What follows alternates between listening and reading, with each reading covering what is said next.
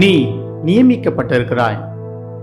நான் உங்களை கற்புள்ள கன்னிகையாக கிறிஸ்து என்னும் ஒரே புருஷனுக்கு ஒப்புக்கொடுக்க நியமித்தபடியால் உங்களுக்காக தேவ வைராக்கியம் கொண்டிருக்கிறேன்.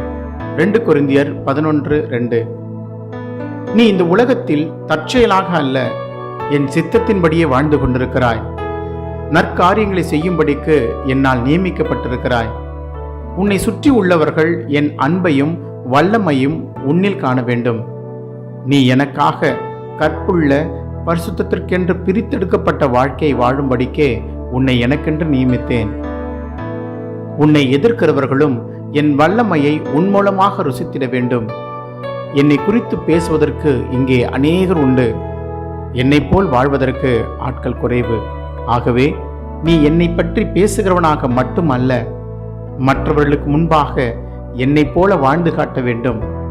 எல்லா அக்கிரமத்திலும் அசுத்தத்திலும் இருந்து உன்னை மீட்டெடுத்து என் சுத்திகரிப்பின் வல்லமையை உன்னில் வெளிப்படுத்தி உன்னை எனக்கு பரிசுத்த மணவாட்டியாக ஆயத்தப்படுத்தி வருகிறேன். நீ எனக்காக நியமிக்கப்பட்டவன் என்பதை மறந்துவிடாதே. ஜெபம். பரிசுத்த பிதாவே, இயேசு கிறிஸ்துவுக்கென்று நான் நியமிக்கப்பட்டிருப்பதை உணர்ந்து அனுதினமும் உமக்கு பாத்திரமாக வாழ கிருபை தாரும். இயேசுவின் நாமத்தில் ஜெபிக்கிறேன். ஆமேன்.